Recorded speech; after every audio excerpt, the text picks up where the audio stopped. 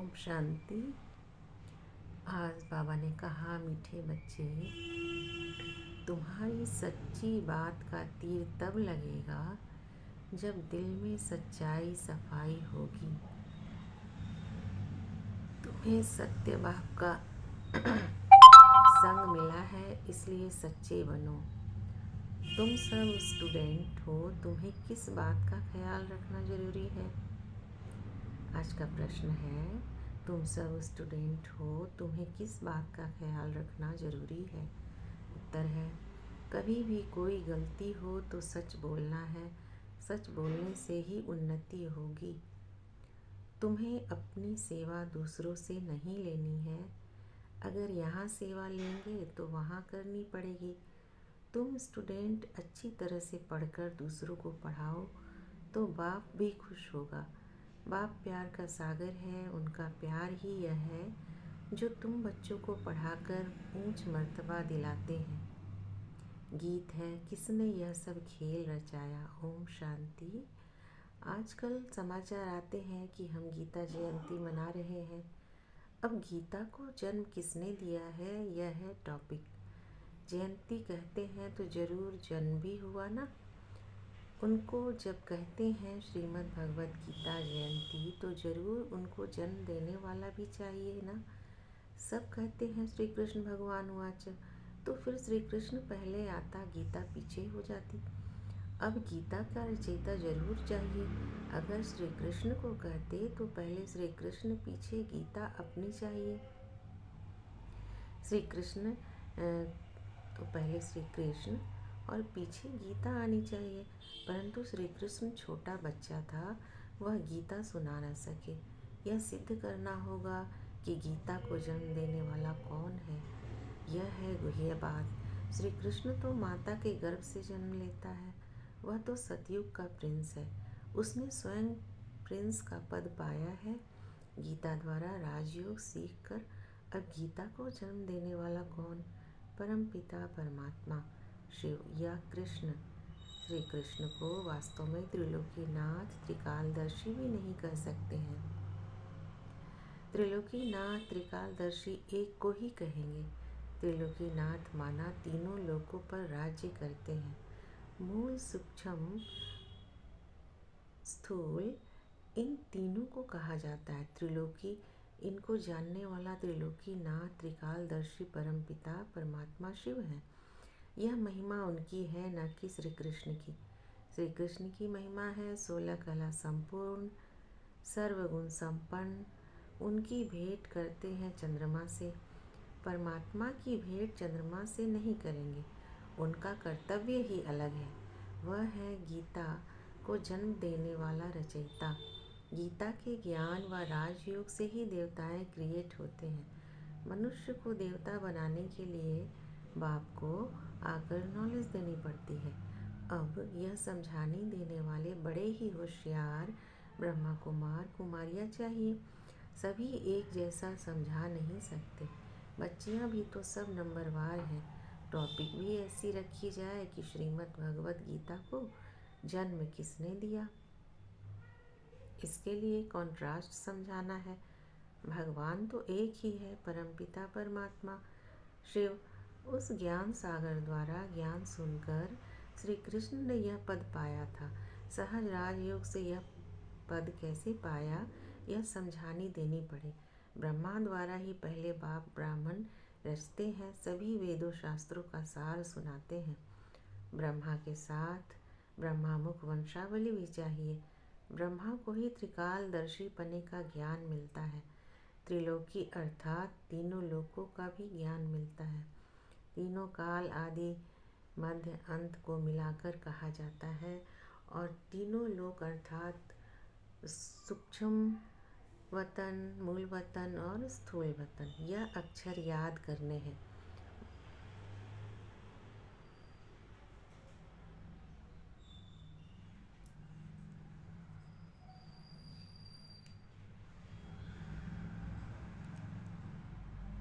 बहुत बच्चे भूल जाते हैं, भुलाया है दे अहंकार रूपी माया ने। तो गीता का रचयिता परम पिता परमात्मा शिव है, न कि श्री कृष्ण। परमपिता परमात्मा ही त्रिकालदर्शी तथा त्रिलोकी नाथ है।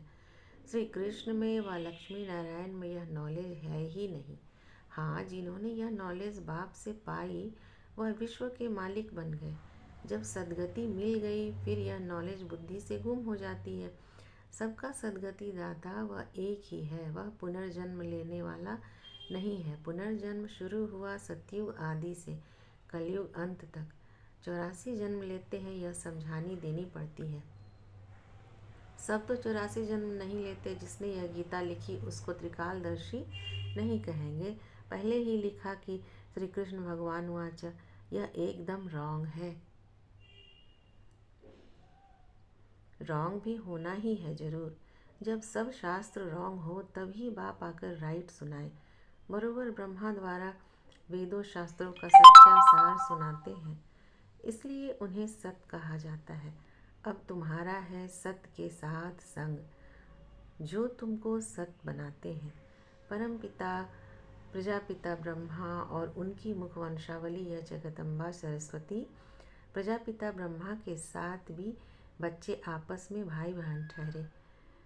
कहाँ भी मंदिरों में जाकर भाषण करना चाहिए। घूमने फिरने भी वहाँ बहुत आते हैं। एक को समझाया तो सत्संग लग जाएगा। शमशान में भी जाना चाहिए, वहाँ मनुष्यों को वैराग्य होता है। परंतु बाबा कहते हैं मेरे भक्तों को समझाने से वह फट समझ जाएंगे। तो शिव बाबा के मंदिर, लक्ष्मी नारायण के मंदिर में जाना पड़े। लक्ष्मी नारायण को बाबा मम्मा नहीं कहते, शिव को बाबा कहते हैं। जरूर मम्मा भी होगी, वह है गुप्त। शिव बाबा तो रचयिता है, उनको मात पिता कैसे कहते हैं? यह गुप्त बात कोई भी जान न सके। लक्ष्मी नारायण को एक ही अपना बच्चा होगा, बाकी इनका नाम है प्रजापिता ब्रह्मा। विष्णु और शंकर को ऊंच नहीं रखते, ऊंच त्रिमूर्ति ब्रह्मा को रखते हैं। जैसे रचता शिव परमात्मा को कहते हैं, ऐसे ही ब्रह्मा को भी रचता कहा जाता है। वह तो अविनाशी है ही। रचता अक्षर कहेंगे तो पूछेंगे कैसे रचा? वह तो रचता है ही, बाकी रचना होती है ब्रह्मा द्वारा। अब ब्रह्मा द्वारा परमात्मा सब आत्माओं को सृष्टि के आदि मध्य अंत का नॉलेज देते हैं। वेद शास्त्र आदि सब है भक्ति मार्ग की सामग्री। भक्ति मार्ग आधा कल्प चलता है, यह है ज्ञान कांड।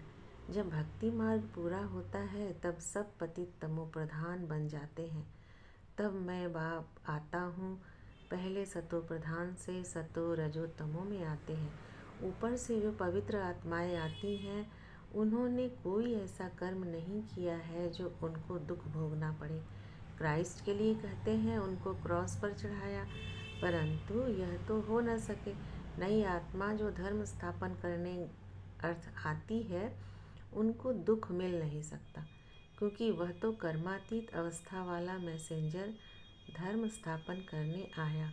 लड़ाई में भी जब कोई मैसेंजर भेजते हैं तो वह सफ़ेद झंडी ले आते हैं, जिससे वे लोग समझ जाते हैं यह कोई मैसेज ले आया है, उनको कोई तकलीफ़ नहीं देते हैं। तो मैसेंजर जो आते हैं उनको कोई क्रॉस पर चढ़ा न सके। दुख आत्मा ही भोगती है, आत्मा निर्लेप नहीं है, यह लिखना चाहिए। आत्मा को निर्लेप कहना रॉन्ग है। यह किसने कहा? शिव भगवान वाच। यह पॉइंट तुमको नोट करनी चाहिए। लिखने के लिए बड़ी ही विशाल बुद्धि चाहिए।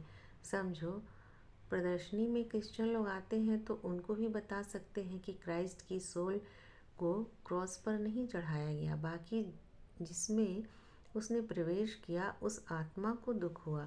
तो ऐसी बातें सुनकर वंडर खाएंगे। उस पवित्र आत्मा ने आकर धर्म स्थापन किया गॉड फादर की डायरेक्शन अनुसार। यह भी ड्रामा को भी कई लोग समझते हैं, परंतु उसके आदि मध्य अंत को नहीं जानते। ऐसी ऐसी बातें सुन वह लोग कुछ समझेंगे, समझने की कोशिश करते हैं। कृष्ण को भी कोई गाली दे न सके, बरोबर गालियाँ अभी ही मिल रही है। किसको? शिव बाबा को नहीं, इस साकार को। टीचर तो बाबा है प्योर सोल, और वह है इम्प्योर जो प्योर बन रहा है। जो समझ गए हैं वह बीत नहीं करेंगे, नहीं तो समझेंगे नहीं। यह तो सिखाया हुआ है।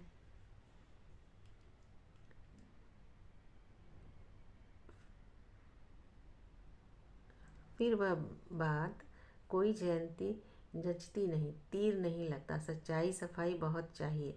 जो खुद विकारी होगा वह औरों को काहे काम महाशत्रु है, तो तीर लग नहीं सकता है ना। जो खुद विकारी होंगे वो दूसरों को कहेंगे कि काम महाशत्रु है, तो उन्हें तीर नहीं लग सकता।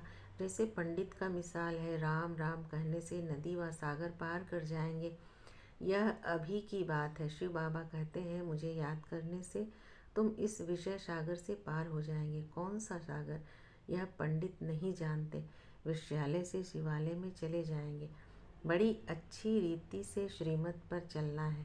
कहते हैं ना कि बाबा चाहे प्यार करो चाहे ठुकराओ, यहाँ तो सिर्फ समझानी दी जाती है, तो भी कई मुर्दे बन जाते हैं। बच्चों को लिखना पढ़ना पढ़ता है। बाप प्यार का सागर है, अर्थात पढ़ाकर ऊंच मर्तबा दिलाते हैं। यही प्यार है। बाप जब पढ़ाता है तो पढ़कर औरों को भी पढ़ाना है। बाप को खुश करना है।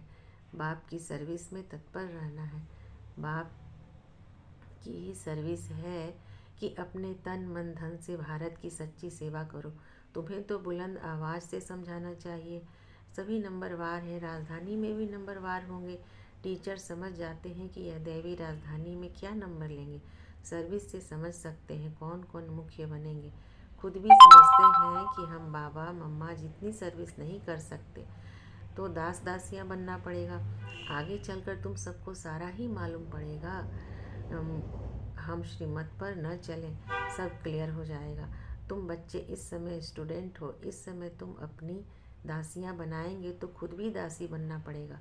यहाँ महारानी बनना देह अभिमान है। सच कहना चाहिए कि बाबा यह भूल हुई। अभी संपूर्ण तो सभी बने नहीं हैं। इम्तहान में जब नापास होते हैं तो शर्माते भी हैं। बाबा का रात्रि में ख्याल चला कि मनुष्य 21 जन्म कहते हैं, गायन भी करते हैं। अभी यह ईश्वरीय जन्म एक अलग है। 8 जन्म सतयुग में, 12 जन्म त्रेता में, 21 जन्म द्वापर में, 42 जन्म कलयुग में। यह तुम्हारा ईश्वरीय जन्म सबसे ऊंच जन्म है जो एडॉप्टेड है। तुम ब्राह्मणों का ही यह सौभाग्यशाली जन्म है। अच्छा, मीठे मीठे सिके लदे बच्चों प्रति माता पिता बाप दादा का याद प्यार और गुड मॉर्निंग। रूहानी बाप की रूहानी बच्चों को नमस्ते। हम रूहानी बच्चों की रूहानी माता पिता बाप दादा को याद प्यार, गुड मॉर्निंग और नमस्ते। सार है, प्यार के सागर बाप के प्यार का रिटर्न करना है। अच्छी तरह पढ़कर फिर पढ़ाना है। श्रीमत पर चलना है। सच्चाई और सफाई से पहले स्वयं में धारणा कर फिर दूसरों को धारणा करानी है। एक बाप के संग में रहना है। वरदान है, निमित्त आत्माओं के डायरेक्शन के महत्व को जान। पापों से मुक्त होने वाले सेंसिबल भव। जो सेंसिबल बच्चे हैं वो कभी यह नहीं सोचते कि यह निमित्त आत्माएं की डायरेक्शन जो दे रही हैं शायद कोई ये कहने से कह रही हैं। निमित्त बनी हुई आत्माओं के प्रति कभी यह व्यर्थ संकल्प नहीं उठाने चाहिए। मानो कोई ऐसा फैसला भी दे देते हैं जो आपको ठीक नहीं लगता, लेकिन आप उसमें जिम्मेवार नहीं हो। आपका पाप नहीं बनेगा, क्योंकि जिसने इन्हें निमित्त बनाया है वह बाप पाप को भी बदल लेगा। यह गुप्त रहस्य, गुप्त मशीनरी है। स्लोगन, ऑनेस्ट वह है जो प्रभु पसंद और विश्व पसंद है, आराम पसंद नहीं। अच्छा, ओम शांति।